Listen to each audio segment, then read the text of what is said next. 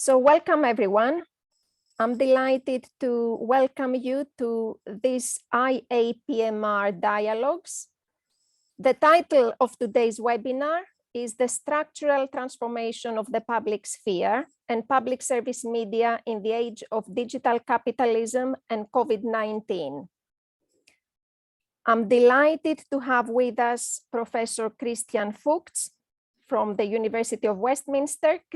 Fuchs is a professor of media, communication and society at the University of Westminster in London, and he is also the director of the Communication and Media Research Institute, CAMRI.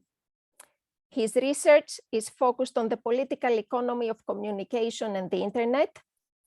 Among his most recent works are the book Digital Capitalism, that will be published tomorrow, actually, on the 30th of November, as well as the books Foundations of Critical Theory, published this year, Communicating COVID-19, Everyday Life, Digital Capitalism and Conspiracy Theories in Pandemic Times, again published this year, 2021, The Public Service Media and Public Service Internet Manifesto, published earlier this year, co-edited together with Klaus Unterberger, Social Media, A Critical Introduction, the third edition, published in 2021, Marxism, Humanism and Communication Theory, published in 2021, Communication and Capitalism, A Critical Theory, published in 2020.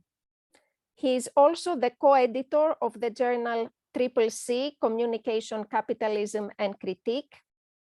It's an online journal, and it focuses on publishing works that take a political economy of communication perspective. After Christian's presentation, we are delighted to have with us Slavko Splichal. We'll continue with a commentary from Slavko Splichal.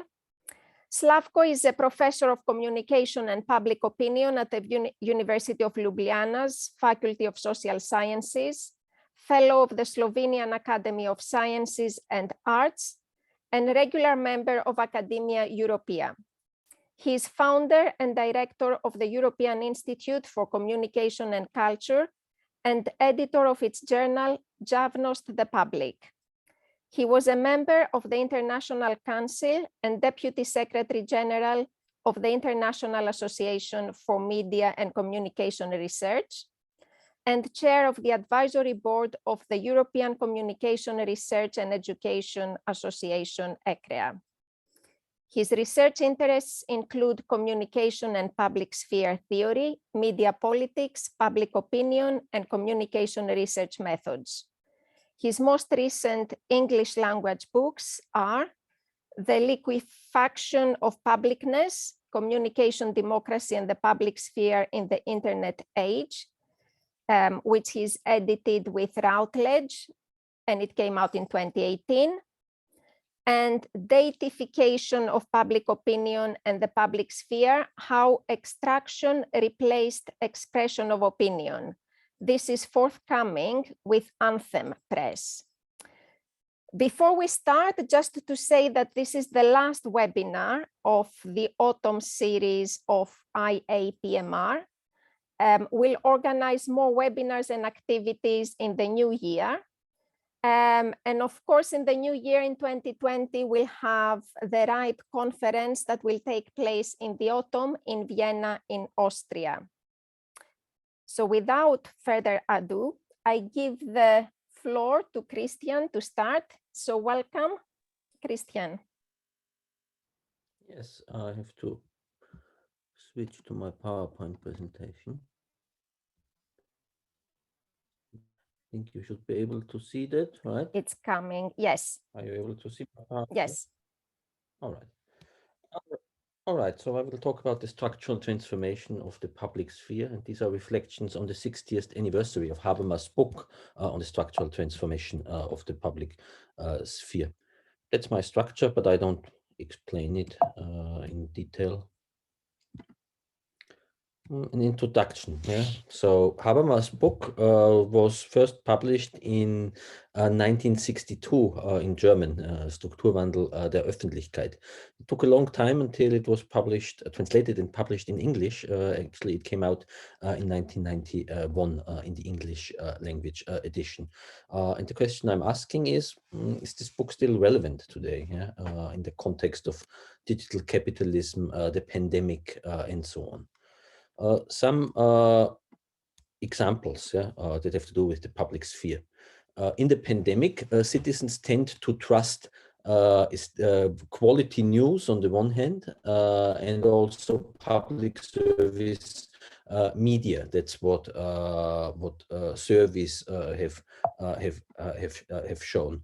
So, for example, there is a study by the EBU showing that in many countries, in all age groups, also among young people, the daily viewing share of public service media evening news has significantly increased. Yeah.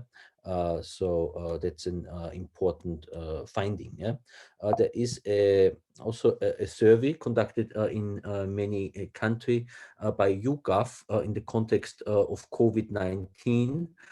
What institutions in society citizens trust or distrust, yeah, in respect to information about COVID-19, yeah.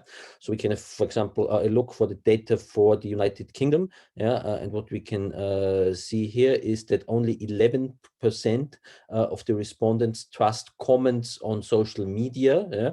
35% trust the country's political leader. Well, that's Boris Johnson in this case. The national broadcaster, that's the BBC in this case, has a trust of 50%, and it has the highest trust about information in respect to COVID-19. Yeah. So in respect to information and educational programs having to do with the pandemic, public service media have been very important during the pandemic. At the same time, there have also been attacks on public service media and also on public service media journalists. So what I will show you is a video where anti-vaccination protesters confronted Philip Norton, who is a BBC News journalist, who was with a film crew from the BBC filming in the north of England, and an angry group of anti-vaccination protesters confronted him and threatened him. I will show a short excerpt from the video. Welcome a day when justice comes. The Nuremberg trials are going ahead on the 1st of September. The Nuremberg trials are going ahead the 1st of September, and you will all be hanging. Do you understand? You will hang. For what you've done to this country, you will hang. And so will the Crown, and so will the despicable MPs that you are supporting. You want to go? Mate, the nooses are ready. The nooses are ready, trust me. We've been watching you for a long time. You are criminals. You are criminals. Get out of Scarborough now. Get out of Scarborough. You are criminals, ladies and gentlemen.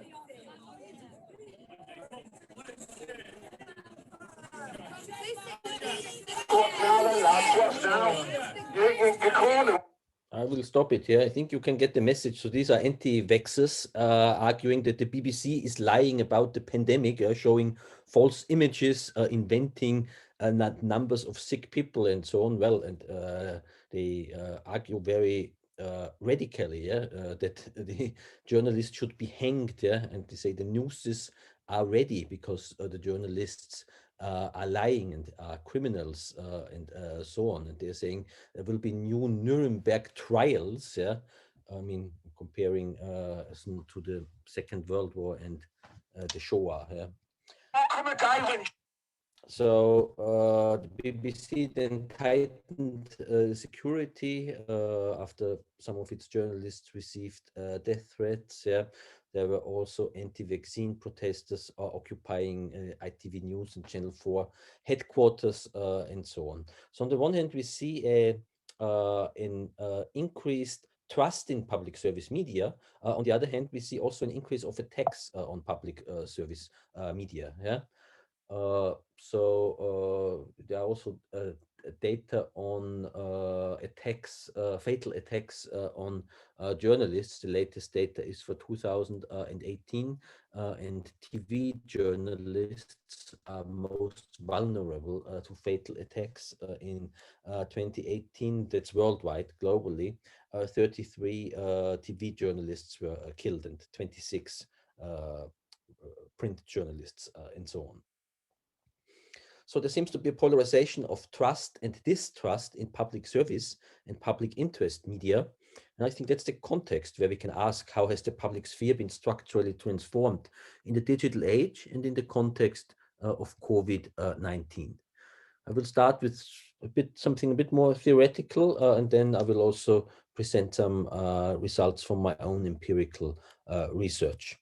So Habermas in this book basically says that the public sphere is a sphere that is characterized by universal access to all citizens, public information, public communication and debate, public voice, visibility, and attention. Yeah? And sometimes this is understood as being an idealization of the media and the public sphere, as it is in bourgeois capitalist society. But I think this is a wrong understanding. So it is a normative, an ethical model, you could say, against which Habermas measures reality. So he takes a kind of Hegelian approach, and in Hegel, one is in Hegelian dialectics, one is interested in a comparison between the essence of things and the existence of things, yeah, how things should be and how they actually are, yeah.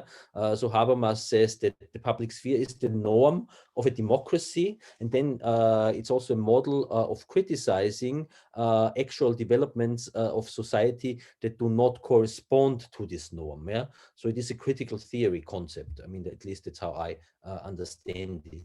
Yeah. It is should be situated in a model of society.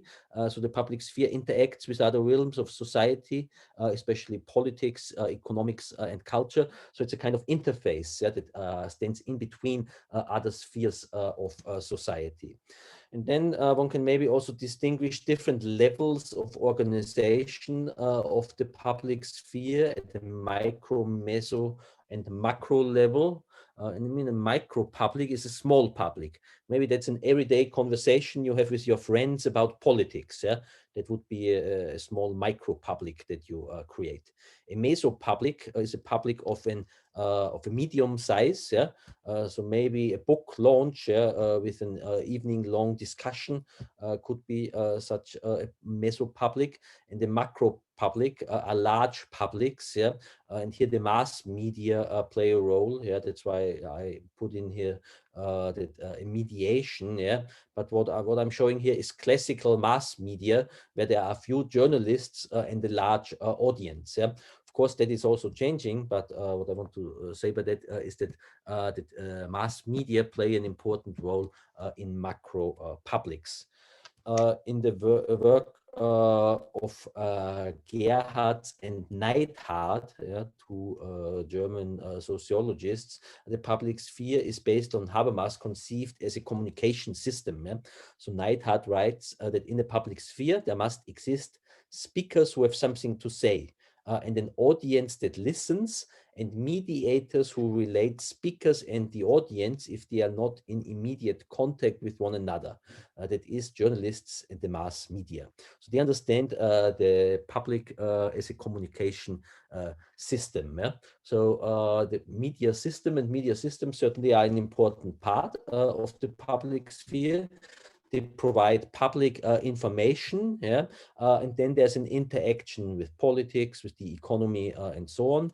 Obviously, media need funding, yeah, in monetary societies, and then there can be different funding of sources, but that's an interaction of the media system with the economy. Yeah? Then there are commercial media, well, that sell advertisements or content or other commodities, or there can be public funding, yeah, via a license fee and so on. So different models of how there is an interaction. And there's an interaction with politics because there's a legal framework, yeah, and also citizens interact with media and so on. Yeah. I think basically we can in capitalist society say there are three types of media: capitalist media, public service media, and civil society media. Well, civil society media are community media run by citizens. Most of the time they are not for profit, yeah, run by citizen journalists and consumers becoming producers. Most of the time they are alternatives to capitalist media, but most of the time they are also precarious in the sense of they only reach very small audiences, and lots of the work conducted for them is also precarious. Yeah, so it's a form of voluntary self-exploitation. So these are in most cases not macro publics, but at best meso publics. Yeah. Capitalist media organizations are the dominant model, funded by advertising, subscriptions, or sale of single copies. They are based on the principle of private property. And then what in public spheres theory, the model of the media that is said to be closest to Habermas' normative model of public service of the public sphere are public service media. So they have a public service remit, they advance public value, and they are normally funded by a license or media fee. Smaller ones also use advertising as a revenue source, yeah? And they are public property, so and have a not-for-profit orientation. Now, in digital capitalism, that we have seen digitalization. I think there are two key features. I mean, there are many features of digitalization, but I think there are two central ones. One is that digitalization has brought about prosumption, which means that the consumers of information have the potential via the internet and digital media technologies to become producers of information. They become productive consumers, so-called prosumers. And then there are all sorts of convergences on the internet.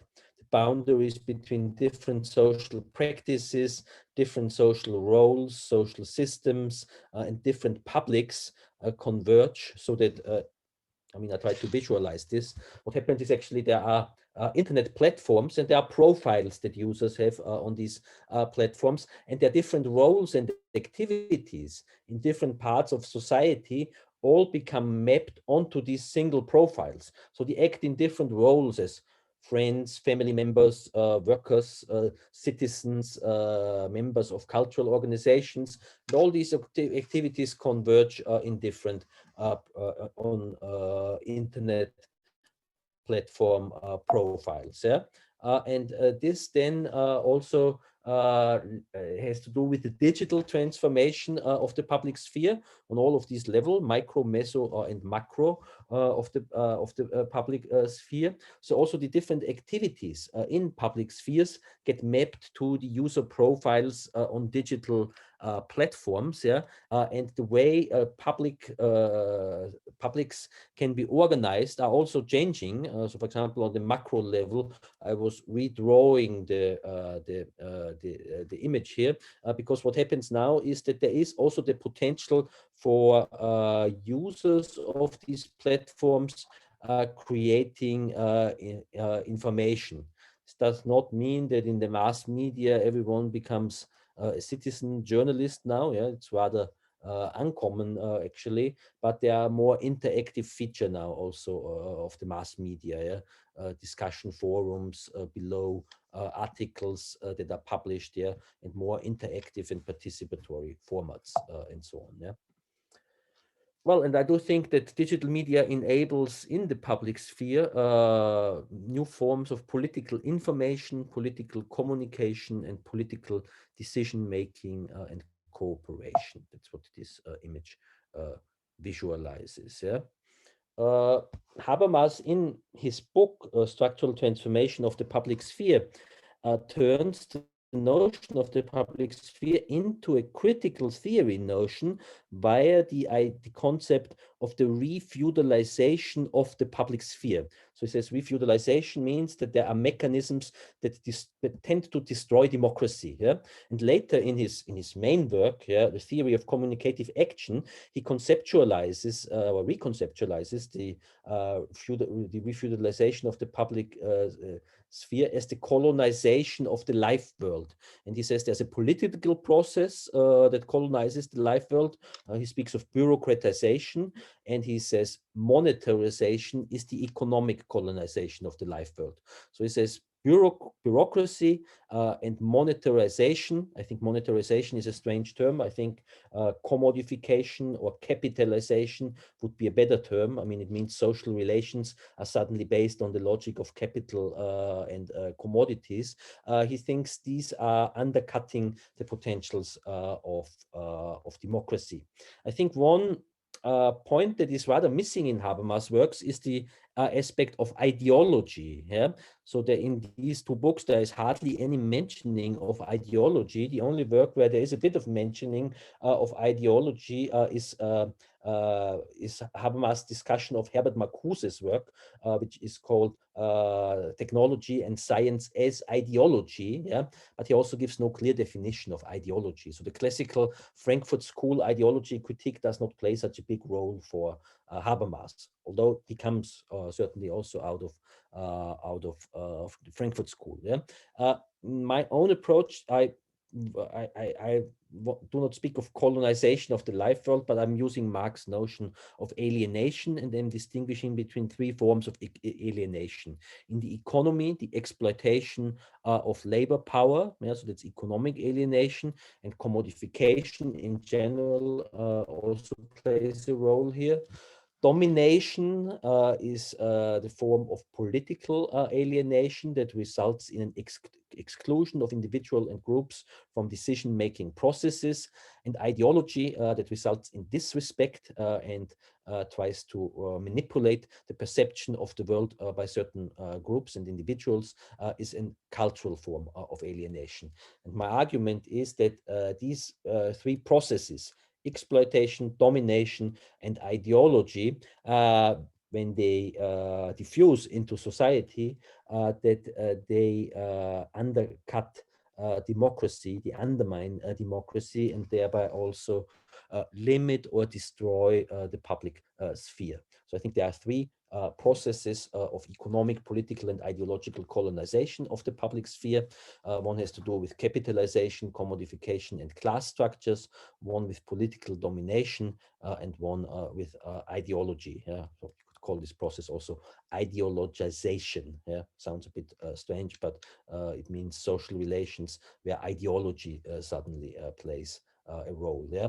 When I speak of ideology, I do not mean worldviews in general. I'm using Georg Lukács' notion of ideology as false consciousness, yeah, which is rather unpopular today, but I do think there is something like truth and falseness, and especially in times of where there's so much talk about post-truth, yeah, and where it's being questioned that something that is true exists. Yeah, I think as a counterpower, it's important to stress, well, there is something that is true and something that is false, not just in a logical sense, but also in a normative and political sense. Yeah. So Habermas, in the structural transformation of the public sphere, argues that such processes, except ideology, result in a negative dialectic of the public sphere, so that capitalist society undermines its own promises. This results in a limitation of freedom of speech and public opinion, something that bourgeois society promises. And Habermas argues this is especially the case when there's not the same formal education and resources are available for citizens.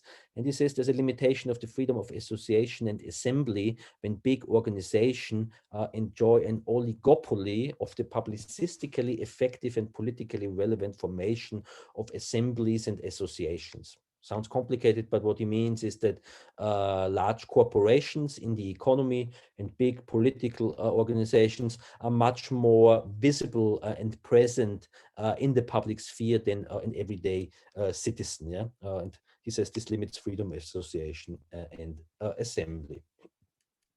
How is the public sphere being structurally transformed now in the digital age? Or I would speak of the age of digital capitalism. In the book, Social Media, Critical Introduction, that is now in its third edition, I'm by and large analyzing how these processes take place. Yeah? I think there are at least 10 problems that contemporary media and the contemporary internet is facing in terms of the colonization of the public sphere. There are large corporate media and digital monopolies. So for example, the turnover of the largest 6 digital corporations, these are Apple, Microsoft, Google, Amazon, Alibaba, and Facebook, is as large as the GDP of the world's 22 poorest countries, which gives you an idea of how powerful these corporations are. There's digital individualism. I mean, on all these social media profiles that we have, they're mainly focused on the individual and not the collective. It's all about me and not about us. There's digital surveillance, both by companies as well as by state institutions. Social media are not really social, they are more antisocial because there's lots of authoritarianism on these platforms, including hatred, racism, and nationalism, and so on. Right-wing ideologues and demagogues spread authoritarianism via social media. There's algorithmic politics, which means that on the internet, there are also automated algorithmic programs, computer programs, so-called bots, that replace human activities. They post information, they generate likes and so on, which means for the everyday user, it becomes difficult to distinguish what activity is actually human and what activity is non-human and just simulated by a machine.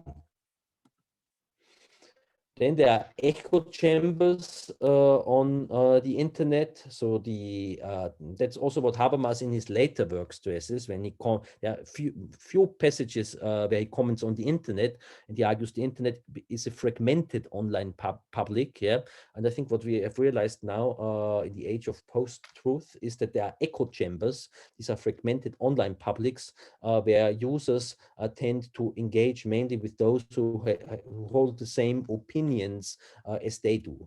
And when they deal with others, well, then it's mainly by threatening them. But there's a lack of public debate. There's no longer any public debate culture.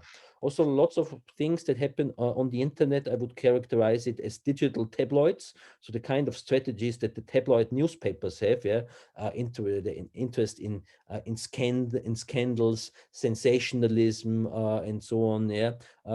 That's also replicated on the internet. Then there's influencer capitalism. I mean, there's a kind of, there are influencers, a kind of dream that everyone can become famous on the internet, like famous influencers who are internet celebrities, these internet celebrities, however, mainly advance a commodified online culture that turns the internet into an endless shopping mile, and a huge shopping mall. So the internet is a huge shopping mall. There's digital acceleration. The way that information is processed on the internet means immense speed, such a large flow of information, that we are constantly confronted with. And there's too little time and too little space for having conversations and debates on social media. So there are no good debate formats on social media where there's enough time and space for having controversial arguments. So people more go to echo chambers where their own opinions are replicated, but there's not lots of controversial discussion. And that's not an individual problem. I mean, also the formats and the platforms for controversial debate are also missing. And then there is fake news and post-truth culture. So many people distrust facts and experts. There's also an emotionalization of politics, where people think that only things are true that correspond to their own worldview, and that create things that create positive emotions for them. And all of this, I think, is a problem for the public sphere. I mean, all of these are expressions of a crisis of the public sphere in the 21st century. And this crisis probably has to do with an endless sequence of crises in the past 20 years. First, there was 9/11 and the political crisis. Yeah? Then in 2008, there was a new world economic crisis. Yeah? Then in 2015, a humanitarian crisis, with a refugee crisis, yeah, that have been the consequence of wars, natural disasters, and global inequalities. Yeah? The economic crisis from 2008 turned into crisis of the states and increasingly into crisis of democracy, so that in many parts of the world, new authoritarian leaders came to power. And then in 2020, well, there was the COVID-19 pandemic that still continues until today, that caused multiple crises at the same time: a health crisis, an economic crisis, political crisis, a cultural crisis, a moral crisis, and a global crisis. Yeah? So constant crisis, it's no wonder that democracy is at risk and that the public sphere is being colonized in different ways. What I want to do is that I want to present some results from my own research about the way the public sphere has been transformed. Yeah? And one part will focus on the economic transformation of the public sphere, and the other part on the political and ideological transformations. Yeah? So Maria already mentioned, tomorrow I will publish a book book will be published by me called Digital Capitalism. Yeah? It's the third volume in a series of books on media, communication, and society. Well, if we look at the development of the internet, it started more in an academic context. Really, the origin was military in character, but it had a strong academic context. But stepwise, a commodification of the internet took place, especially with the rise of the World Wide Web in the 1990s. Yeah? And today we can find different capital accumulation models that have to do with the digital economy. Yeah? The digital is different types of commodities. Yeah? So companies like Microsoft sell code as a commodity. Yeah? Then there are also financial services companies like PayPal that have financial services as a commodity. Apple sells hardware as a commodity. Then there is access to digital networks that is sold as a commodity. Google and Facebook sell targeted advertisements as a commodity. Amazon, Alibaba, and so on sell various commodity via online shops. Yeah? Then there are services organized via online platforms such as Uber and Upwork and so on. There are platforms in the sharing economy such as Airbnb, where there's the renting of properties via online platforms. There are the streaming platforms such as Netflix, Spotify, Amazon Prime that sell access to a collection of digital resources. Partly it's also advertising combined with advertising. So there are also mixed models. Yeah. So the digital capitalist digital economy is actually fairly complex. There are very different models of commodification. Yeah. But by and large, we can see that the internet is dominated by commodification. And that means also an economic colonization of the internet and internet communication. So most of our communication online is being recorded and somehow monetized. Yeah, we'll skip this. Also skip this. Yeah. Horkheimer and Adorno, in their book on the dialectic of enlightenment, say the following. They say culture is a paradoxical commodity. It is so completely subject to the law of exchange that it is no longer exchanged. That life could continue without the whole culture industry is too certain. Advertising is the culture industry's elixir of life. Yeah. So they provide a critique of advertising, and they say that culture has become so commodified so that content is given away for free, and advertising is introduced as a commodity where the content, you get it as a free lunch, so to speak. Yeah. But then the advertisements are presented to you. And of course, advertising is a very important model on the internet. And in general, I took here data that I visualized for the development of global advertising revenues. And I broke them down by 3 types of media: print, broadcasting, and digital. Blue is broadcasting. So you can see that since the early 1980s. So broadcasting advertising has over the past 40 years, always remained a significant share of global ad revenues. In 1980, print advertising, its share of revenues in global advertising revenue was almost 65%. Today, it is around 6%, yeah? So a massive decrease.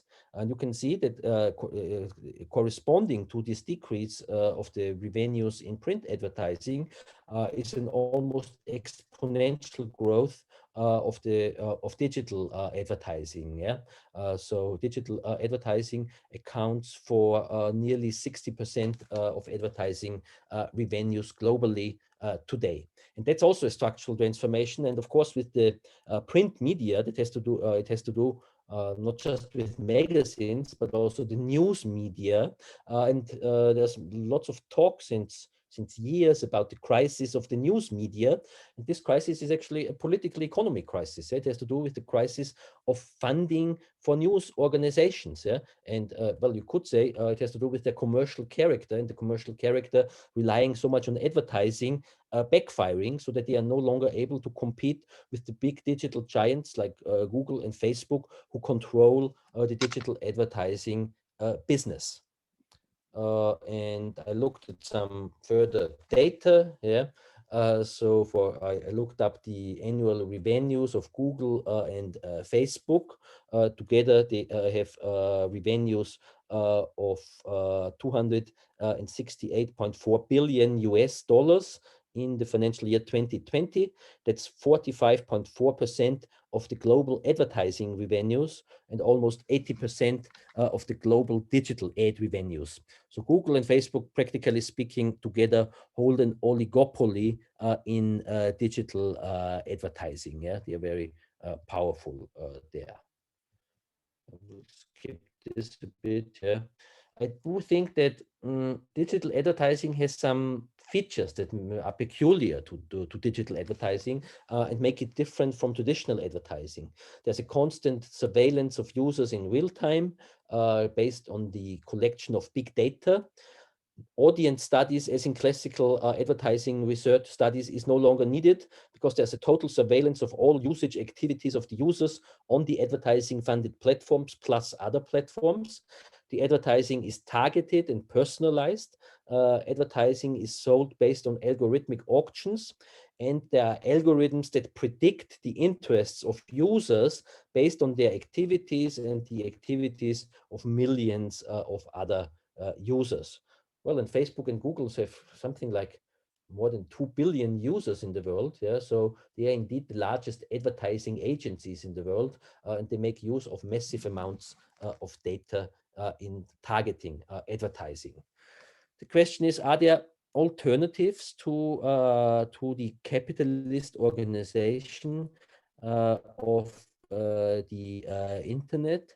I was together with colleagues, with Maria Mikalis and Dimitri Pukas, forming a team in a European Union project called Net Commons. And our research teams was asking questions about the alternative political economy of the internet in this project. So we were interested, how do internet users think about non-commercial alternatives at the levels of the platforms, at the level of content, and the levels of infrastructures?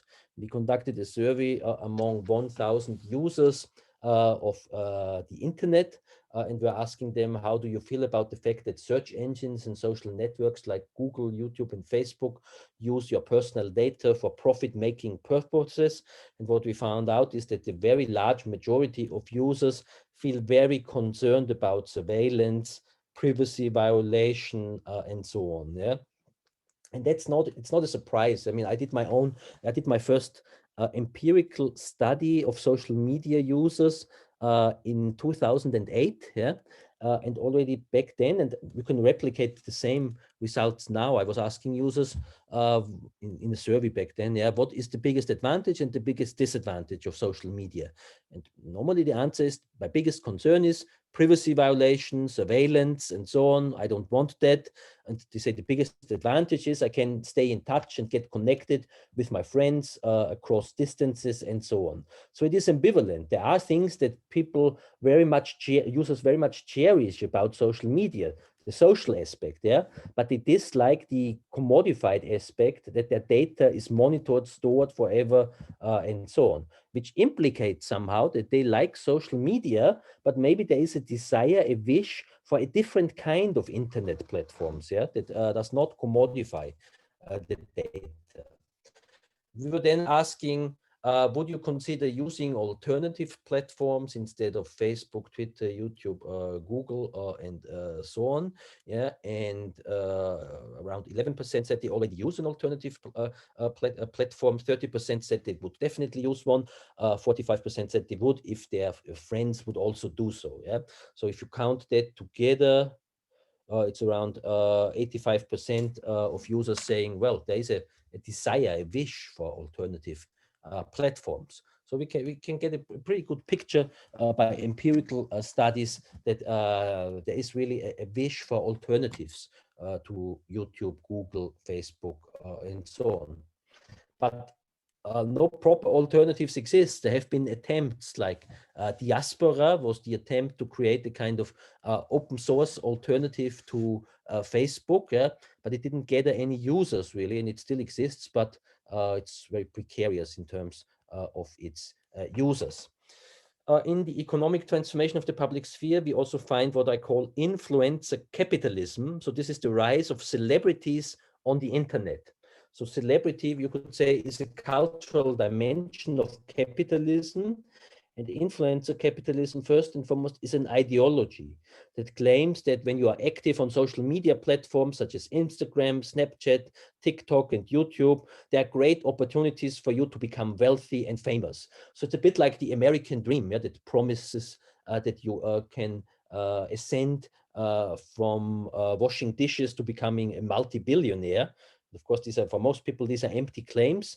Influencer capitalism creates similar dreams and fantasies and desires of users to become celebrities that are wealthy, well-respected, have influence, and so on. Yeah. However, there are influencers, yeah.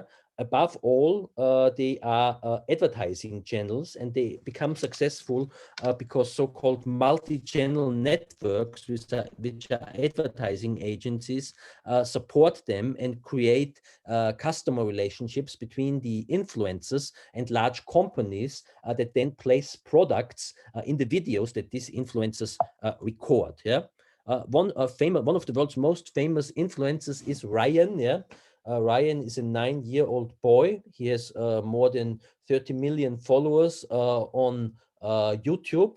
He's also a millionaire, yeah, and he reviews toys. I will show you a short excerpt of how such a toy review looks like. Welcome to Ryan Toy Review. Let's see what's inside the egg.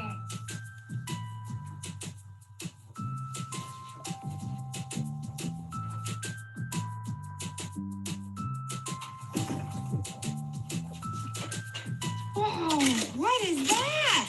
It's a lightning race car.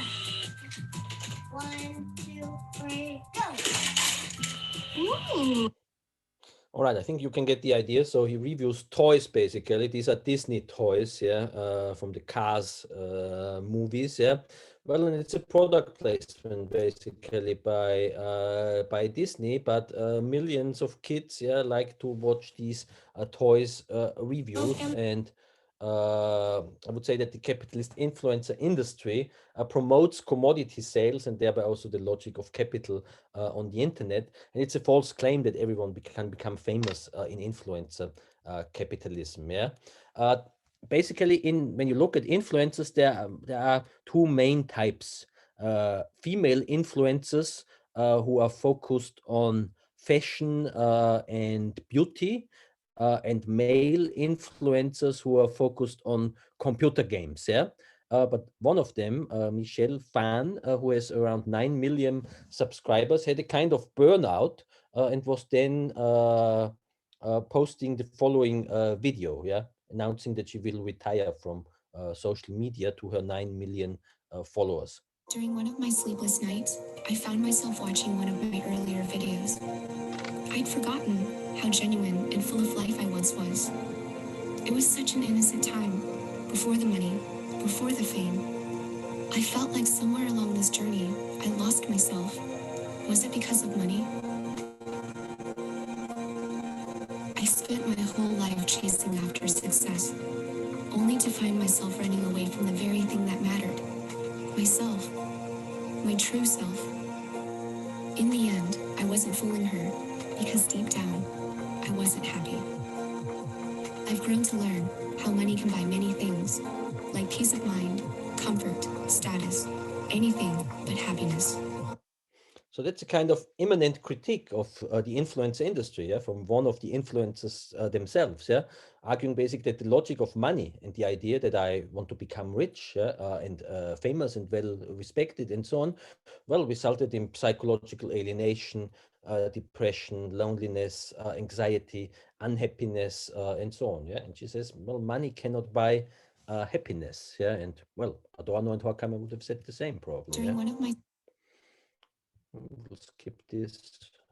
I will also skip all of this because I want to switch to the political and ideological transformation of the public sphere. So during the past couple of years, I also worked on questions of how ideology is organized on the internet. Yeah, I did some work about how Donald Trump was using Twitter and so on, and how nationalism is spreading on the internet, and this resulted in these two books. There will also be another book in this book series that I mentioned on digital fascism. Yeah, because I mean I'm very pessimistic about the future of society today, and I think if it continues like now, yeah, then a big war could be the consequence, or if there's multiple crises. Also, the rise of new fascisms could also be the case, yeah. And fascists nowadays also use digital media as a communication technology, yeah.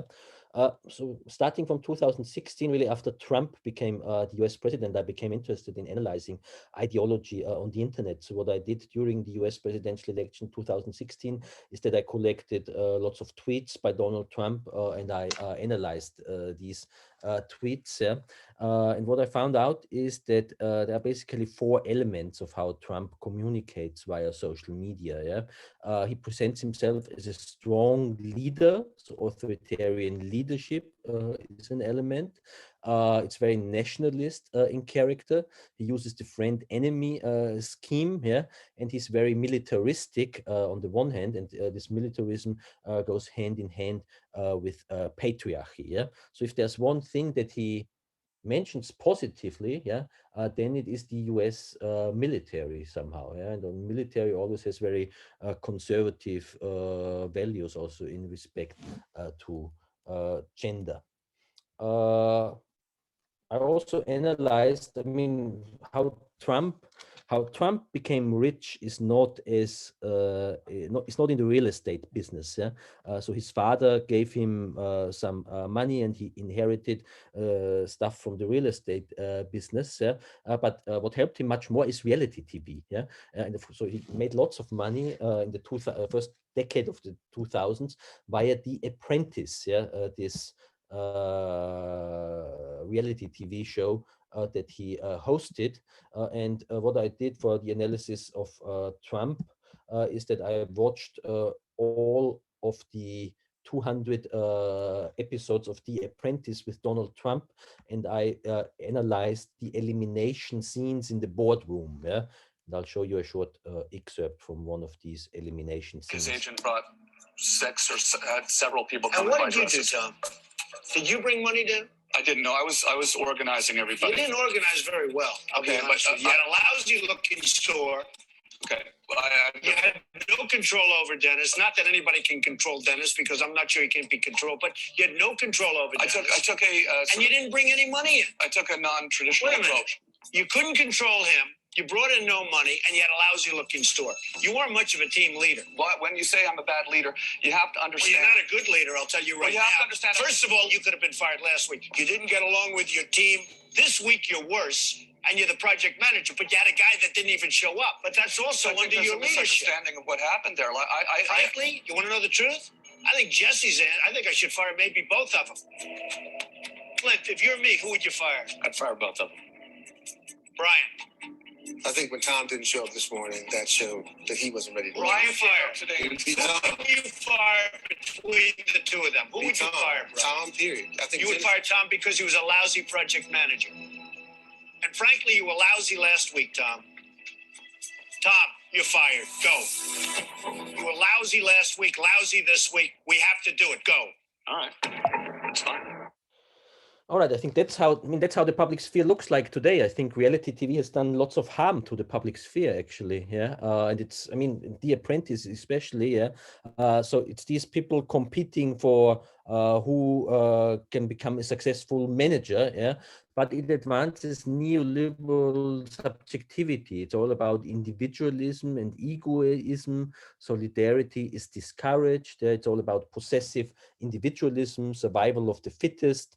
There's a top-down elimination process of contestants. Yeah, and there's again the ideology of the American dream that everyone can become rich and famous.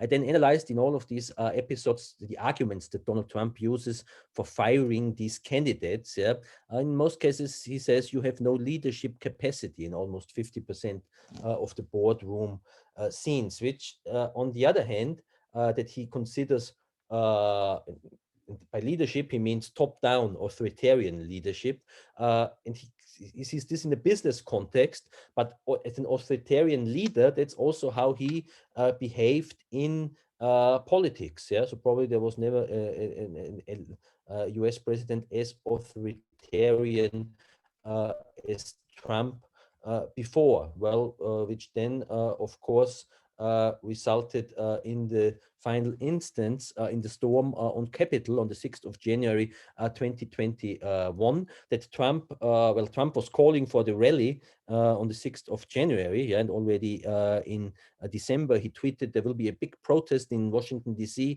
on the 6th of January, be there, it will be wild. Yeah?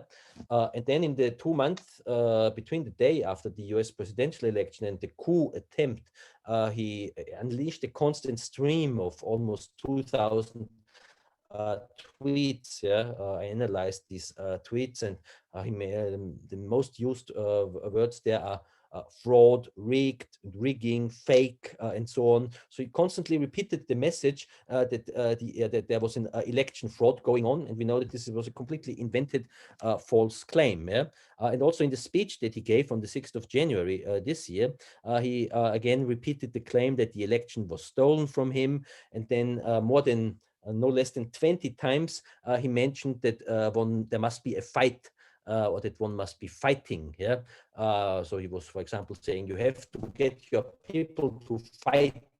We are going to have to fight much harder, and now we are out here fighting, and so on. Yeah, and that's what these people, his followers, actually did when they stormed the Capitol. Yeah, and the storming of the U.S. Capitol. That's an attack on democracy as such, and that's how far the public sphere has come. Yeah, actually. Yeah. A second aspect that I want to discuss in terms of politics and ideology has to do directly with the pandemic itself. So it's a aspect of it's some material that I published in the book Communicating COVID-19 that was published in the Emerald book series Society Now. Yeah, there are many good current studies of sociological analysis are published. I analyzed COVID-19 conspiracy theories and how they are spread on the internet. Yeah, what is a conspiracy theory? A conspiracy theory is an explanation of aspects of society that claims that there is a secret group in society that has a sinister plan, that it wants to obtain world domination, and that it pulls the strings of power behind the back of ordinary citizens. In respect to COVID-19, there are false news related to the origins of the virus, and false news about how the virus is contracted and how it can be killed. Yeah, and I would say that the collective shock and the collective fear of death that emerged in the COVID-19 crisis has probably created a fertile ground for the spread of false news and conspiracy theory. Yeah, and one of the conspiracy theories that I analyzed and also the reactions to it on social media is a conspiracy theory documentary film, two-part, that is spread on the internet. It's called Plandemic. Yeah? Plandemic is a word that is used by anti-vaxxers and COVID-19 conspiracy theorists in this movement as arguing that the epidemic has been planned, it has been constructed. So they assume that there's a kind of conspiracy going on and that COVID-19 was manufactured in a laboratory. Yeah? And the person who is most frequently mentioned in this context is Bill Gates. Yeah?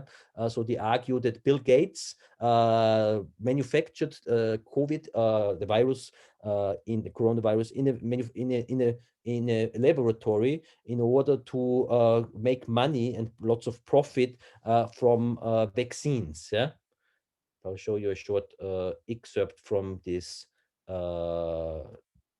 conspiracy theory documentary. You don't know. The rebranding campaign paid off. His net worth swiftly doubled, earning Bill Gates the title of richest man in the world. You've invested $10 billion in vaccinations over the last 2 decades, and you figured out the return on investment for that. And it kind of stunned me. Can you walk us through the math?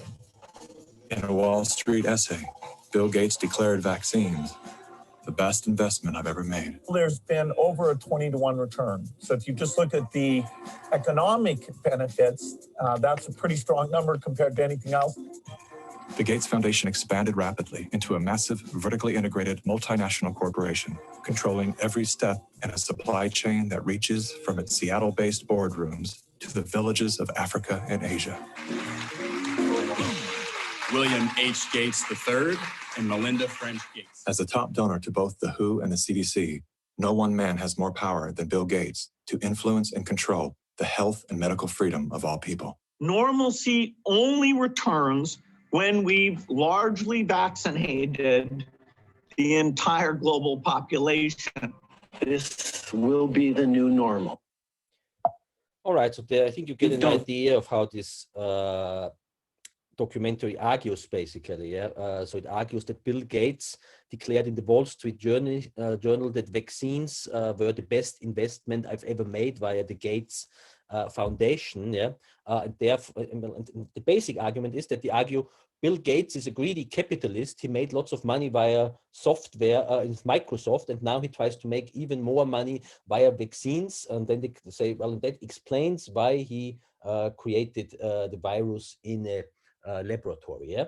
So it is a kind of crude anti-capitalism, yeah, and I mean also you could get this also from the excerpt, yeah, that in such conspiracy theories, yeah, there is a kind of critique of capitalism also, but then it is taken too far. It's taken over the top, yeah, and it results in pure speculation actually. So they tend to argue, well, Bill Gates, for him, the world is all about money. He's a capitalist. Therefore, everything he does has a sinister plan. Yeah, and that's where the conspiracy theory actually starts. Yeah, so I feel that although I'm an anti-capitalist, I must really defend Bill Gates, yeah, against these conspiracy theories, because I think it's a simplistic anti-capitalism that is combined with an irrational ideology in these conspiracy theories.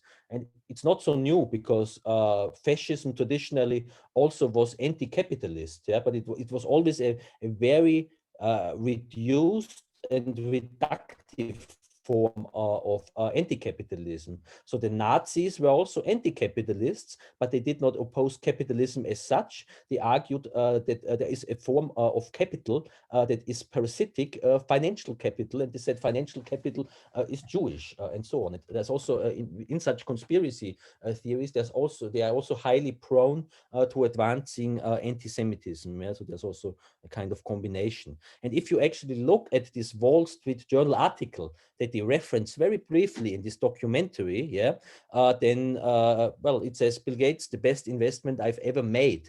But in the conspiracy theory, this is interpreted as it's an investment the Gates Foundation made into vaccines in order for Bill Gates to make money. But it's not true, because Bill Gates in this Wall Street Journal article writes that the vaccines that the Gates Foundation advanced in developing countries created an estimated 200 billion in social and economic benefits. So he makes the argument that when people are vaccinated, then they are not sick, yeah, and are not in bed, and then they can go to work or school, and that's good for society. And then that creates an increase, as he has calculated, this has created an increased wealth of 200 billion. Yeah, but the conspiracy theory says it's an individual profit that Bill Gates wants to make. So it's a misinterpretation also of facts, and it's a crude economism. Yeah.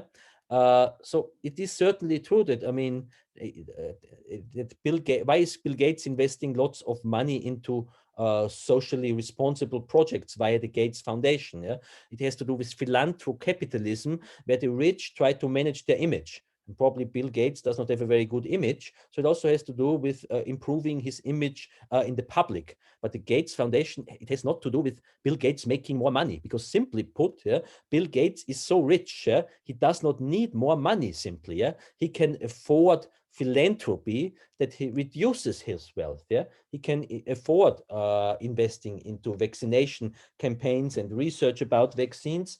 And yeah, we should be thankful that he is doing so. Yeah, I mean, of course, the state should do more so. Yeah, but I think there should be no quarrels about the Gates Foundation doing that too. So Bill Gates is portrayed in these documentaries and in other similar things you can find on the internet as a greedy capitalist, as a manipulator of government, as a child killer, a racist, and a supporter of a global genocide experiment, and a surveiller who has designed, who wants to do everything in order to dominate the world. Yeah, and it then ends with the most ridiculous claims that the COVID mRNA vaccinations result in the injection of microchips into our bloodstream that then monitor us from the inside, so that Bill Gates creates a global surveillance project. So in the end, it gets very irrational also. I analyzed then users' reactions to such conspiracy theories, including this documentary, and the most frequently mentioned keyword in these postings was Bill Gates. Yeah, and in the kind of logic of argumentation the users employed, the most frequent argument was the friend-enemy scheme. Yeah, so the good ones, those who don't get vaccinated and so on, and the bad ones, yeah, Fauci and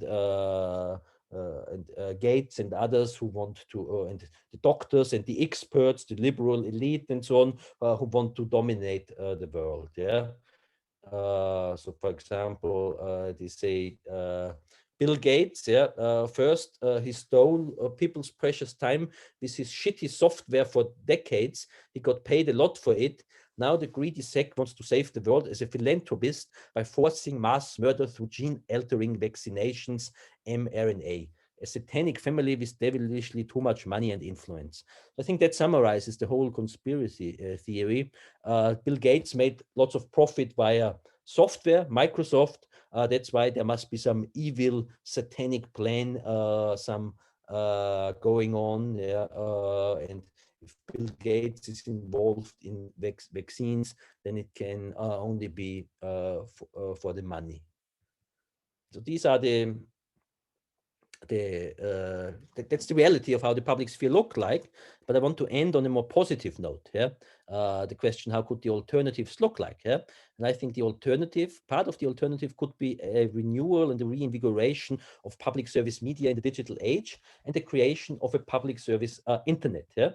And together with Klaus Unterberger from the Austrian Broadcasting Corporation, I was involved in initiating the Public Service Media and Public Service Internet Manifesto.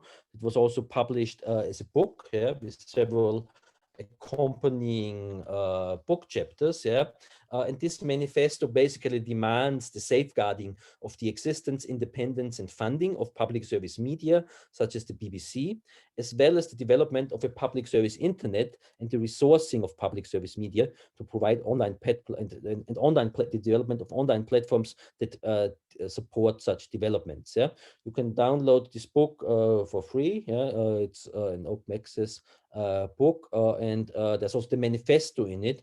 And if you endorse the manifesto, we are still looking for additional endorsers and signatures.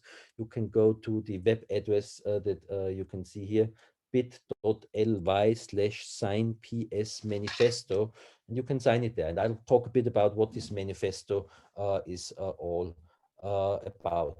Yeah.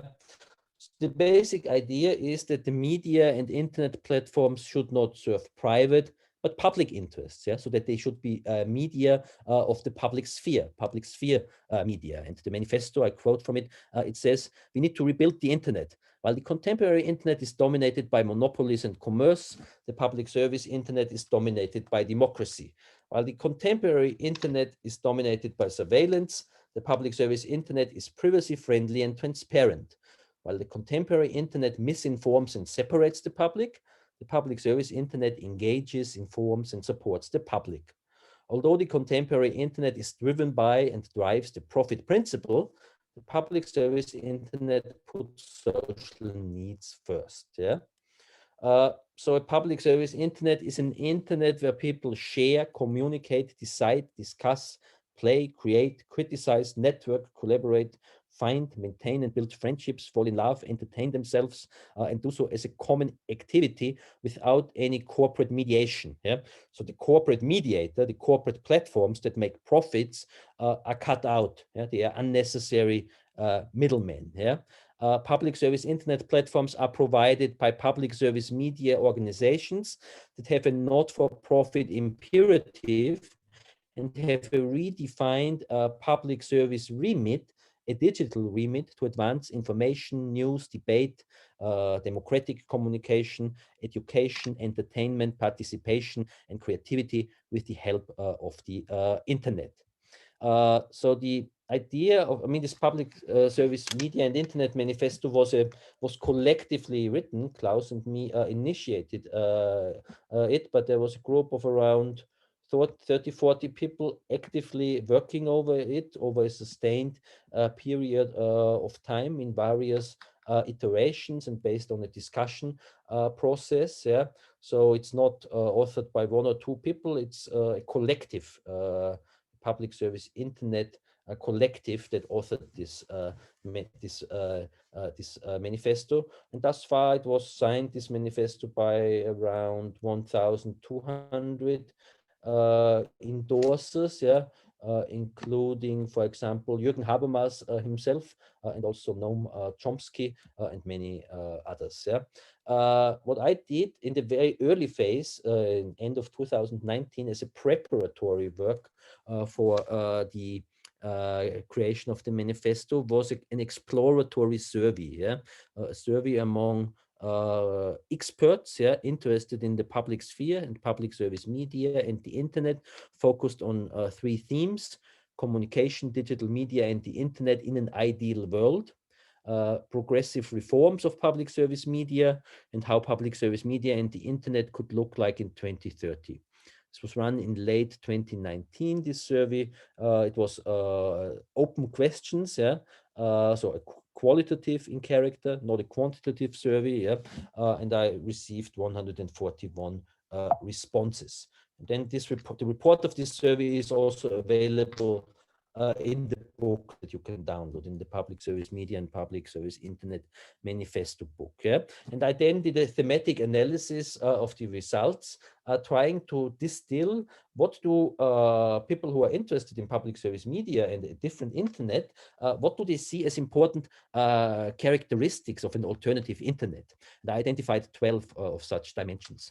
First, they argued that the internet should not be run for profit. It should be a not-for-profit organization. It should be organized in a decentralized manner. There should be an economic democracy where workers and users play an important role in the organization and decision making when it comes to platforms and infrastructures. They argued that the idea of the internet as a public utility that is publicly owned is very important.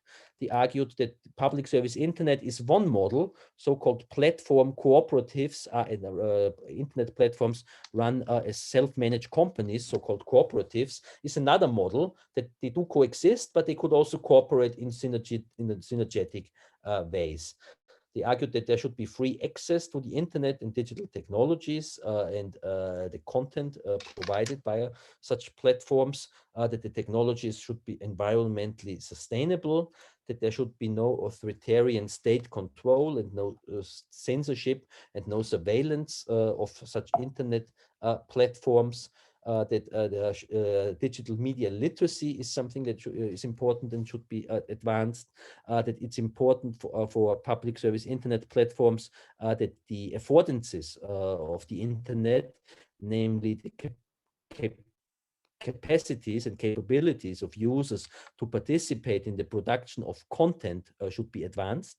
Fact-based and fact-checked news and high-quality content is important on the public service internet. This means that the work of professional media workers, such as journalists and media professionals who create content, is not outdone, but will continue to exist in the age of a public service internet. And then it was stressed that diversity is very important. Well, the diversity of people involved, the diversity of content, the diversity of platforms, of audiences, of opinions, and so on. Yeah. And the idea is also that parts of the internet should be run and owned as a public utility, owned by and operated by public service media in the form of public service internet platforms. So you could imagine public service broadcasters, media, such as the BBC or ARD in Germany, PBS in the US, and others, forming a network where they develop internet platforms together, and maybe an alternative to YouTube, where they present their own content.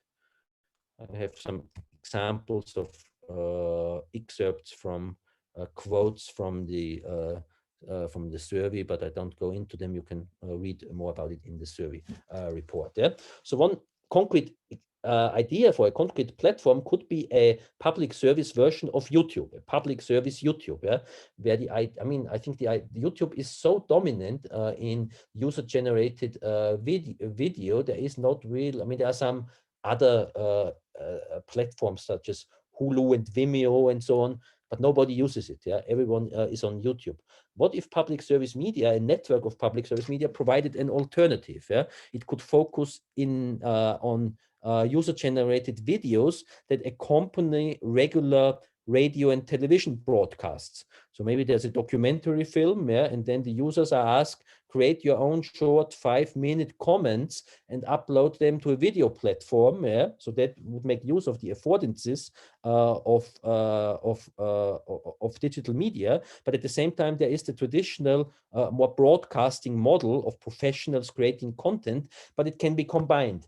And then maybe some of these short videos could be selected, and the best of them could be broadcast in a 1-hour slot on primetime television. Yeah.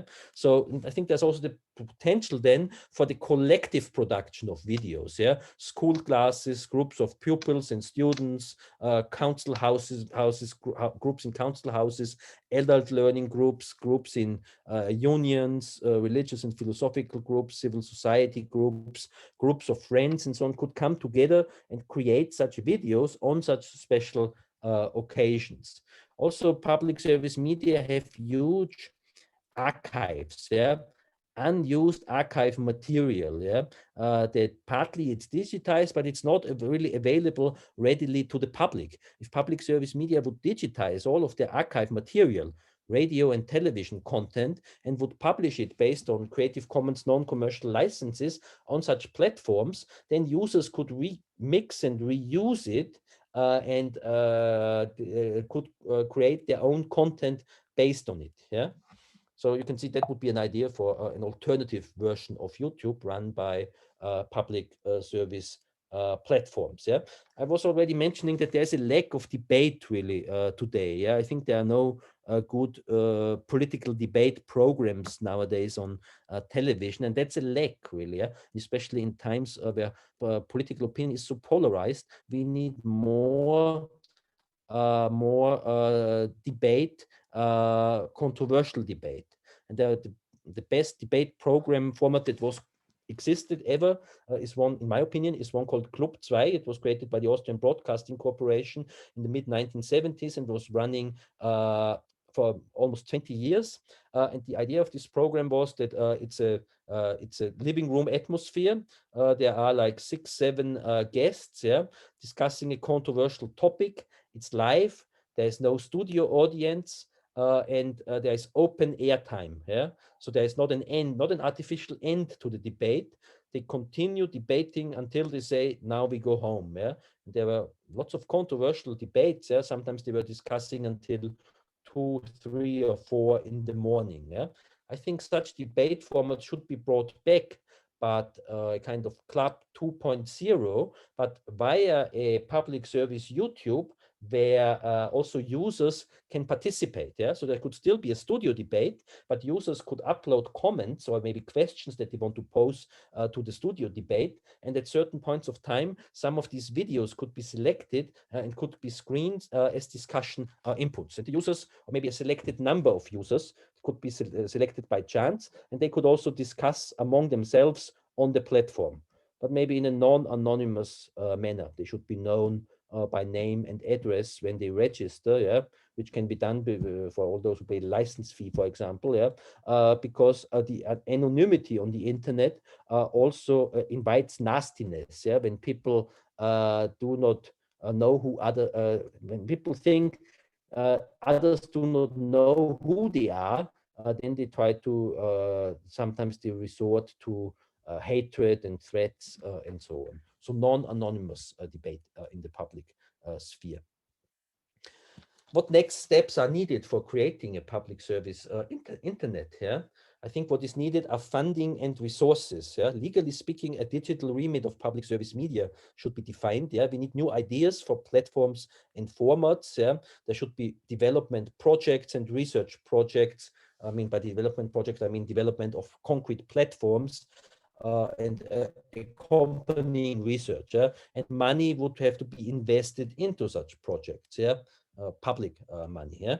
What we need is more taxation of digital capital, because all of these large companies like Apple, Amazon, Google, and so on are masters of tax avoidance. Yeah. So we need a proper digital services tax that taxes the profits of the large digital giants, and parts of this tax, of the digital service tax, could be repurposed for the funding of public service internet platforms. We need the improvement of working conditions in general in the digital and cultural industries, and the abolishment of the often precarious working conditions there. The monopolies of the digital giants should be ended via antitrust laws, but also, I mean, I think regulation and policy is not enough. The European Union at the moment does a lot on trying to better regulate the digital giants. Yeah?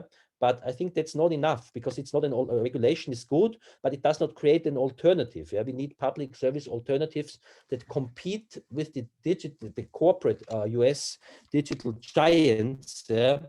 And try to outcompete them, yeah, and establish viable alternatives. Yeah, so it's not enough trying to regulate these giants, but alternatives must be established, and the alternatives should be privacy friendly. There should be, in my view, they should be advertising free, or at least there should be an opt-in policy to digital advertising. But that could be a general rule, maybe, that also on the commercial platforms, the targeted advertising should, as a standard, be deactivated, and then you opt into it. Yeah. Now you can sometimes opt out of it, or you cannot opt out of it at all. We need more corporate watch platforms that look at what capitalist platforms are doing. And I think fact-checking organizations and platforms are very important. Also, the realm of platform cooperatives is an important alternative that should be further advanced. Yeah. I think in general, we need to take the speed out of the media. Yeah, so slow media platforms and slow media content, slow media formats. Yeah, so like the Club 2 or the Club 2.0 would be where there's open airtime for discussion. That's a slow medium format. Yeah, nowadays we do not have enough time for engaging with information, for listening to others. Yeah, for discussing with each other. Yeah, and the platforms do not support it. Yeah, and it's unlikely that YouTube would create such a discussion format. Yeah, it's much more likely that public service media would create it. Yeah. So my conclusion is that I think a different media world is possible. A public service internet and a revitalized public service media are possible and are indeed urgently needed. And that's my hope for the future of the public sphere, because at the moment the public sphere faces its demise. Yeah, we are seeing the rise of various authoritarianisms and even fascist groups, movements and developments in society. I think we need a counterpower that is developed to that. And in the media world and in the public sphere, I think the creation of a public service internet is the most urgent task for society. Yeah, that brings my talk to an end. Thank you very much, Christian. That was a fascinating presentation. And it's good that you ended on an optimistic note. Let's now pass the floor to Professor Slavko Splichal. Slavko, hello. Hello, thank you. And greetings to all. And many thanks, of course, to Christian for his presentation of a large amount of excellent ideas and problems at the same time. I have to say that I really greatly appreciate Christian's intellectual and organizational efforts to analyze, on the one hand, to promote, on the other hand, the ideas of publicness. That's the term I'm going to use extensively, publicness, and specifically public service media. Because particularly today, these efforts are valuable because of the progressive datification of social life and the uses or actually misuses of communication technologies that pose an existential threat to democracy. And that's the key issue I'm interested in, also in Christian's presentation. So on the one hand, new digital modes of communication are, so to say, responsible for the liquefaction of politics. And that's another theme I'm particularly interested in when discussing the public sphere, politics. On the other hand, the globalized digitalization of communication has enabled the corporate takeover of the media and in particular the internet. And Christian talked about these processes a lot. Christian, dedicated his presentation to the 60th anniversary of Habermas' book, The Structural Transformation of the Public Sphere.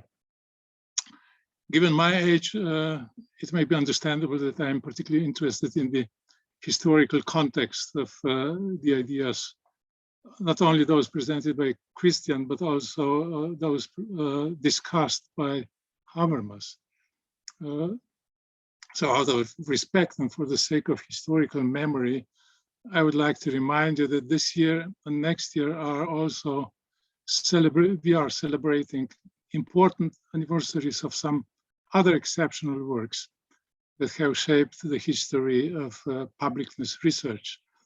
200 years ago, exactly, Hegel published his Elements of the Philosophy of Right. In 1922, Ferdinand Tönnies published his Kritik der öffentlichen Meinung, Kritik of public opinion, and Walter Lippmann, the same year, published his bestseller, Public Opinion. And most importantly, I would say, 180 years ago, Karl Marx published his remarkable essays on freedom of the press in the Rheinische Zeitung. So let me begin my comments on Christian's presentation with a brief anecdotal digression relating to Marx's essays published in 1842. In his commentaries on the debates on the freedom of the press in the let me try to share okay.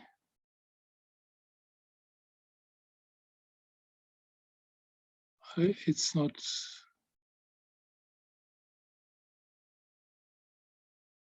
I'm afraid I'm not able to share the screen.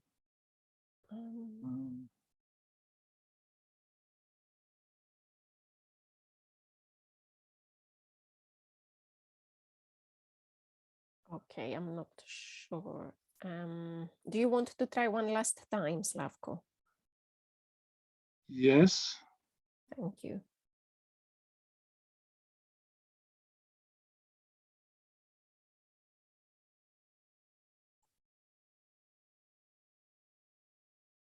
Okay, it doesn't work, unfortunately.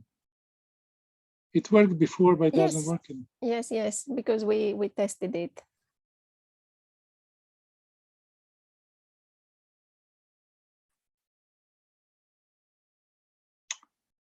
Oh.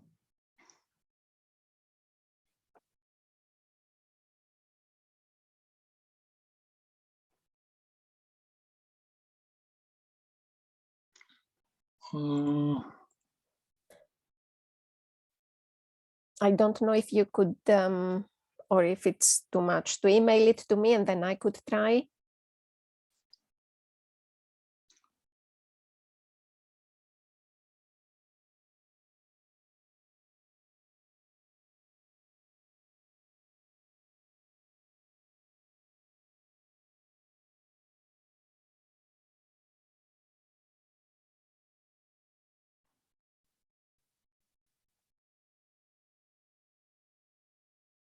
Can you see it now? No. No.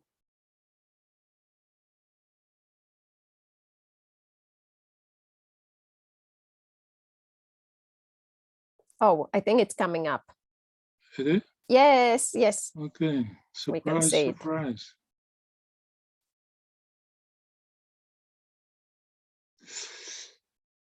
Okay. Talking about Marx's idea. So he commented on the debates on freedom of the press in the Rhine Assembly, and he admitted the originality of bourgeois conceptualization of press freedom as freedom of entrepreneurship, and his argument was actually in favor of this conceptualization of freedom, that if Rembrandt once depicted Madonna as a Dutch peasant woman, which is shown in this picture, why should freedom of the press not be imagined in a form that is dear and familiar to those who had no experience with freedom of the press, but were familiar with freedom of business and ownership? And Marx's parable of the image of Madonna as a peasant to criticize, and I quote, the empty, nebulous, and blurry arguments of those German liberals who think freedom is honored by being placed in the starry firmament of the imagination instead of on the solid ground of reality, well, may not have been the best idea at that time, and even less, of course, nowadays, because his benevolent sympathy for the bourgeois understanding, or rather misunderstanding, of freedom of the press partly relativized his critique of the subordination of the press to capital. Gustave Le Bon wrote in 1896 that, and I quote, in one and the same society, the same words most often have very different meanings for different social classes, who employ in appearance the same words, but actually never speak the same language. End of quote. And Le Bon considered this one of the greatest difficulties of the art of governance.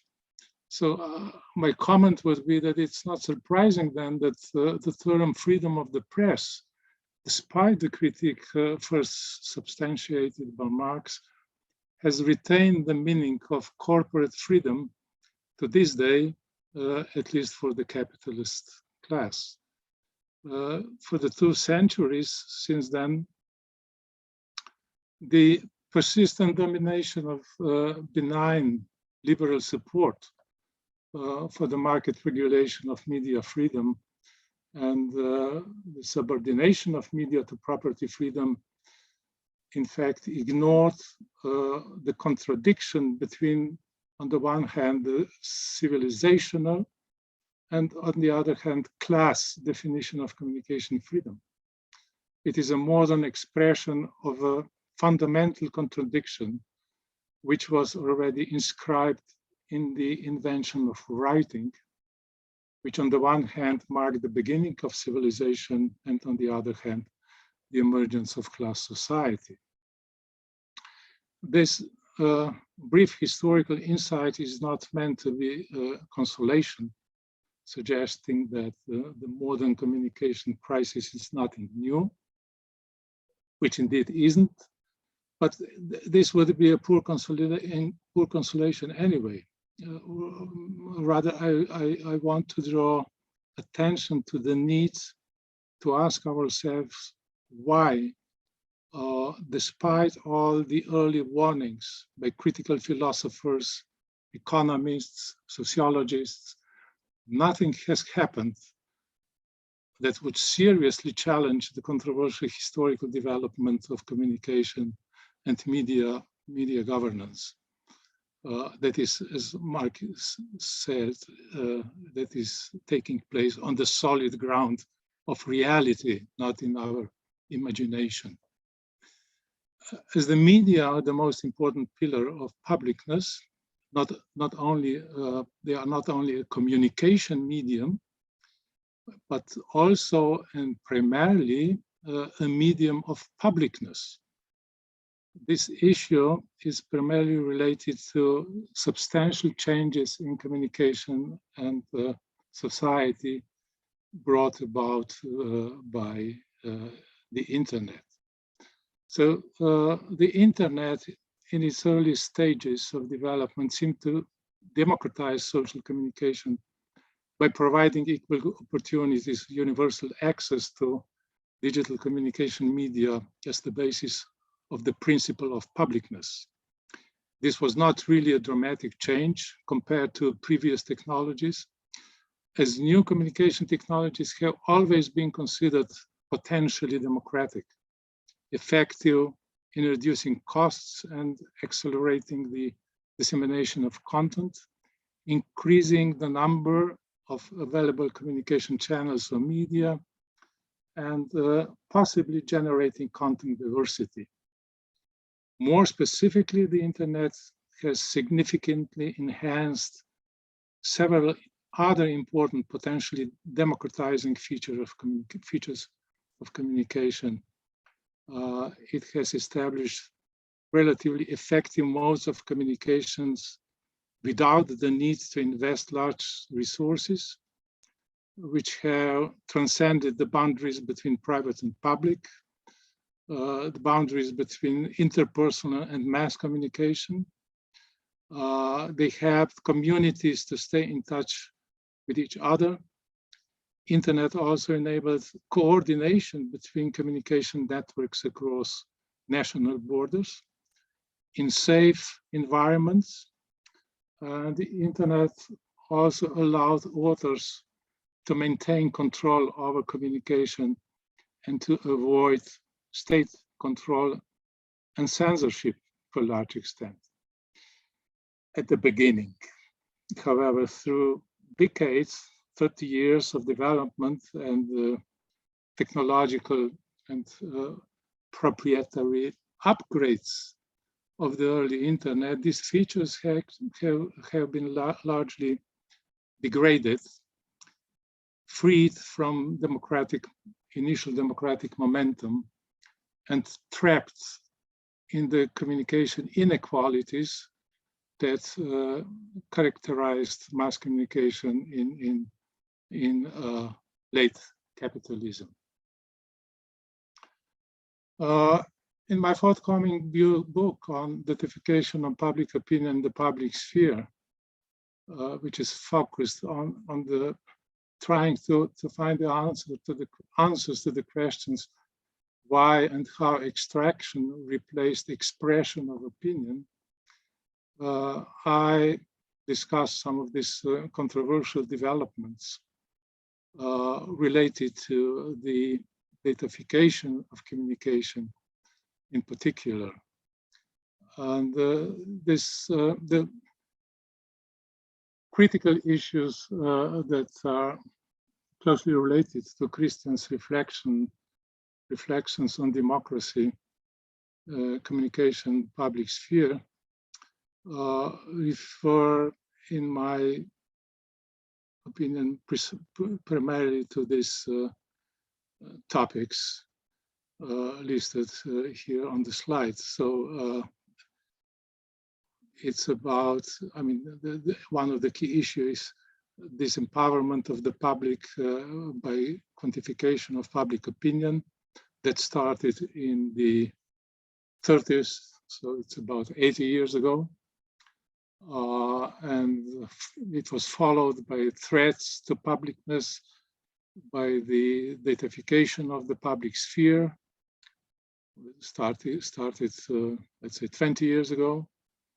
And it's connected to, I would say, the fundamental need to re-articulate the critical epistemic value of publicness, which was largely lost because of quantification and datification.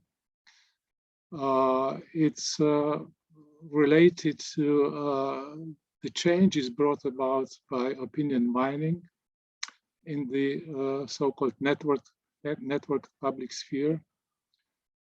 It's related also to I would name it historical paradox of an increased access to communication technology. I would say a few words later about it if we have time.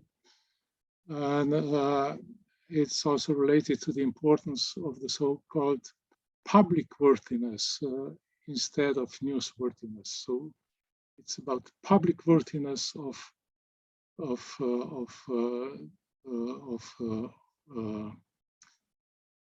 events reported by the media, and it's about public worthiness, which is important to public discourse in the public sphere. And I kind of established the bar mill scheme, bar mill standing for visibility, access, reflexivity, mediation, influence, and legitimation. So this is a conceptual scheme of publicness, is a kind of summary representation of the very complex conceptual field of publicness. It's also a kind of operational hub for empirical research. all these issues refer on the one hand to the societal infrastructure of publicness, which is how I conceptualize the public sphere. And on the other hand, to publicness as its discursive superstructure. So the public sphere consists of three main pillars, with each of them with several building blocks. It's not exactly the same as discussed by Professor Fuchs earlier. I mean, these three fundamental, three key pillars refer to communication technology, to institutional structures, and public cultures. Institutional structures include both political and economic structures, and in particular media, and including the internet. In this historical perspective, starting with the technology of writing, as I suggested earlier, I think this communication technology dimension is particularly important for the conceptualizations of publicness and the public sphere. And this is specifically also related to the superstructure, to these constitutive components of the principle of publicness, or of publicness itself. Publicness consists of 6 basic components at 3 levels. They refer to the discursive superstructure, consisting of communicative actions that are constitutive of the public and public opinion, and as well as the public sphere and the media. And at the same time, they are components which are shaped by the infrastructural conditions embodied in the public sphere. So we have this visibility of social transactions, which is fundamental for the early conceptualizations of the public, let's say in Dewey's understanding of the public. Then we have access to communication channels. On the second level, we have 2 types of communicative actions. On the one hand, reflexive or reflective publicity, and then the mediating publicity, which brings together civil society and the state. And then the third level, we have on the one hand influences. So we have the idea that public opinion is supposed to influence the public, behind public opinion is supposed to influence the important decisions made in society. And at the same time, the public and public opinion must have legitimacy power to legitimize authorities. So if we produce such a matrix, I don't know whether you can see this. So we have here on the one hand these infrastructural pillars of the public sphere, and on the other hand we have components of publicness. These 6 basic components: visibility, access, reflexive publicity, mediation, influence on decisions, and legitimizing power. So if we look at this matrix, we can identify specific issues which are sort of research fields to be addressed in public sphere studies or publicness studies. I would for conclusion, I would just illustrate this scheme with the example of universal accessibility as a structural condition of the public sphere, and at the same time the fundamental condition of publicness and its relation to the infrastructural pillars of the public sphere. It is a fundamental contradiction in this relationship that can be described as the paradox of accessibility. So, just a few words about this fundamental, in my opinion, fundamental paradox. As long as market-regulated user access to the media has been technologically and financially restricted, but at the same time potentially open to competition and to growth, as was the case with the press and broadcasting, the commodifying consequences of such regulation were largely acceptable for the entire political spectrum.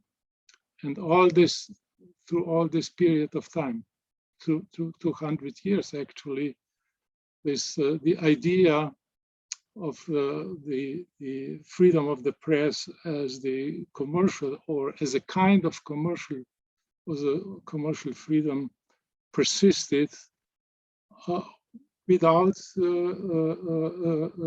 powerful opposition. So the main reason, in my opinion, for that was that this potentially openness to competition and growth. Digital communication technologies have broadened temporal and spatial horizons. They reduced the temporal and spatial distance between communicators to make them virtually independent of space and time with mobile devices. They democratized the acquisition of specific communication skills, to some extent even education. And although users have to buy digital communication devices, mass production had made them financially widely accessible. But this potentially democratic situation, because of this openness to the future related to competition and growth, so this situation has changed dramatically with two probably more innovative developments. One is the rise of the economy of attention, and other changes in economy, which were discussed by Christian earlier. And secondly, by algorithmic surveillance and information misappropriation in digital networks. These changes, I think, indicate why the technology is so important in discussing the changes in the public sphere. The paradox is in that this rapid global increase in access to digital modes of communication does not boost reflexive publicity or the public use of reason, but on the contrary, it threatens it by fostering instrumental, manipulative, and disciplinary publicity. At the same time, it puts what I call privacity. Privacity is actions to protect personal, but not only personal, also in particular corporate privacy. So we have this paradox that despite the increased access to all kind of communication, the kind of communication is deteriorating from the public use of reason. We would expect to develop in the public sphere into instrumental publicity, including propaganda, and in particular, as I stress, privacity. So this actually a kind of corporate takeover of privacy.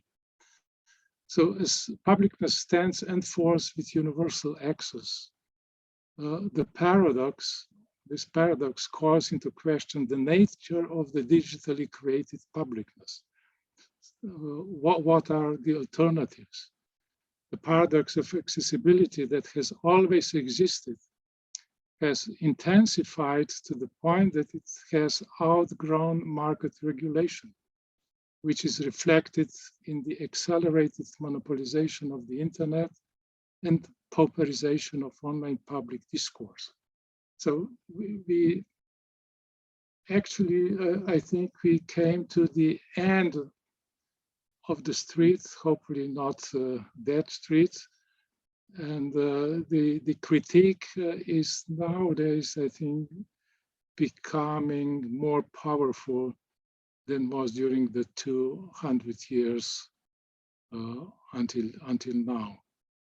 Because by spreading this counter knowledge Christian talked about, disinformation, manipulative publicity reduces reflexive publicity and the effectiveness of publicity in mediating between the plurality of social actors emerging in the public sphere, between the rulers and the ruled, between state decision-making authorities and civil society. And because of that,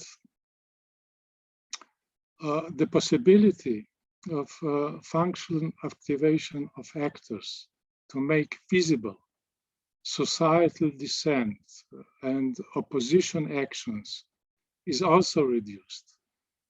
And because of that, it's the possibilities for discursively reached agreements are reduced even more. So we have the paradox is grew to such an extension that a solution is not only needed, because the solution was needed anyway all the time, but it should be somehow enforced because of the problems, societal problems in society at large, which whether or not this is related to the public sphere and publicness, it is related to society as such.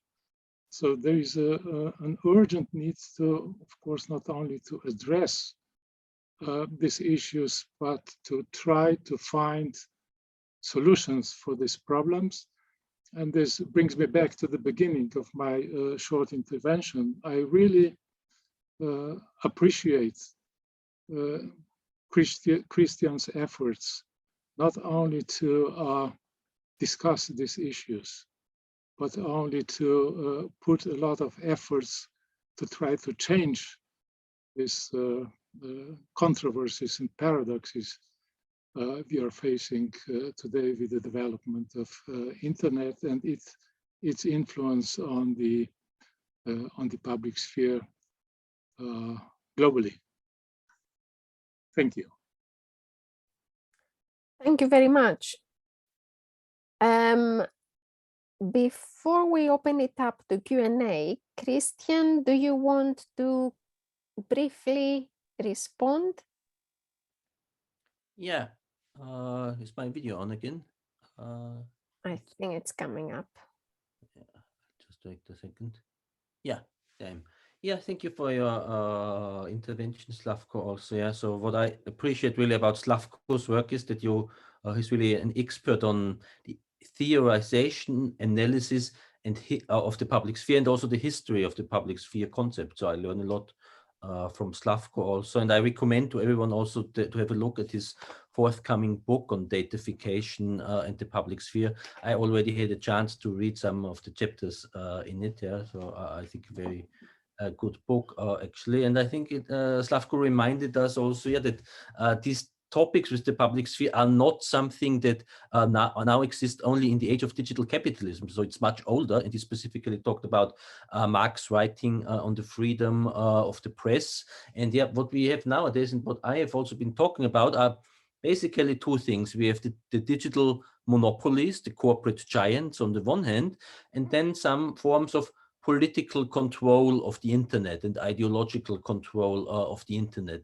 And as Slavko was saying, these issues were already something that Marx described on his writings on the freedom of the press, because he was the editor of the Rheinische Zeitung and later the Neue Rheinische Zeitung.